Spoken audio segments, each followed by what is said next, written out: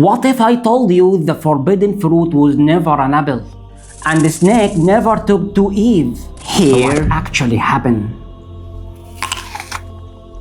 A lot of people asked me about the Islamic version of Adam's story. It's fascinating because while it shares some similarities with what you might have heard in Christian and Jewish traditionals, the Quran gives us some incredible, unique, and empowering details. Today, let's journey back to the very beginning to explore the beautiful story of the first human being.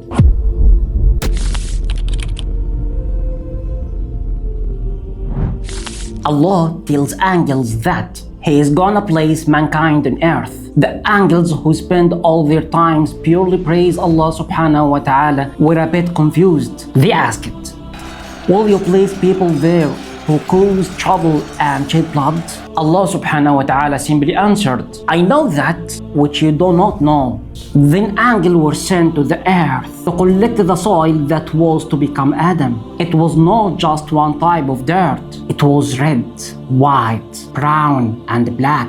It came from mountains, valleys, harsh deserts, and lush green plains. This is actually why you and I look so different today. We all have different appearances and attributes because our first father was made from the incredibly diverse soil of the earth. Allah honored Adam in the most amazing way. He fashioned him with his own hands, plowed his soul into him, and commanded the angels to bow down out of pure respect. As Adam came to life, he sneezed and immediately said, all praise and thank you to Allah, Alhamdulillah. Right away, Allah showered him with His mercy. All angels bowed, except of one creature, Iblis or Satan. Now, Satan was not an angel, he was a jinn, creation of Allah made from fire. He essentially thought, I'm made of fire, and he's just made of clay. I am better than him. Because of this pride, Allah cast him out. Satan vowed to spend his existence trying to misguide all of us. Allah wanted Adam to be a caretaker of the earth, so He gave him an incredible gift. He taught Adam the names of everything. But even with all that knowledge, Adam felt lonely in heaven. One morning, he woke up to find a beautiful woman gazing down at him. She was created to ease his loneliness and bring him tranquility. Her name was Hawa, Eve in English, which comes from an Arabic root, haya, living. Prophet Muhammad ﷺ, peace be upon him, told us she was created from Adam's shortest left rib while he slept. Adam and Eve lived happily in paradise. Allah told them they could enjoy anything they want, except for one specific tree. Now, pay close attention. Satan did not appear as a snake, and Eve did not trick Adam into eating the fruit. Not at all. Satan whispered into both of their hearts, planted sneaky doubts. They were both preoccupied.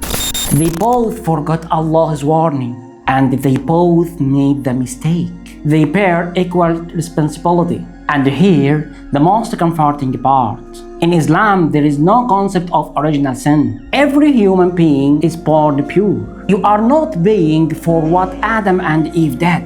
They made a mistake and sincerely repented, and Allah subhanahu wa ta'ala completely forgave them. After this, they descended to the earth on Friday. It was not humiliating punishment. It was a dignified start to Adam. True role as a caretaker of the earth and first prophet.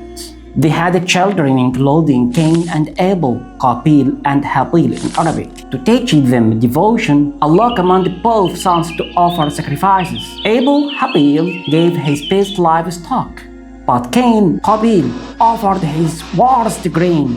When Allah accepted Abel's sincere sacrifice, Cain was consumed by envy and his base desires. He murdered his own brother.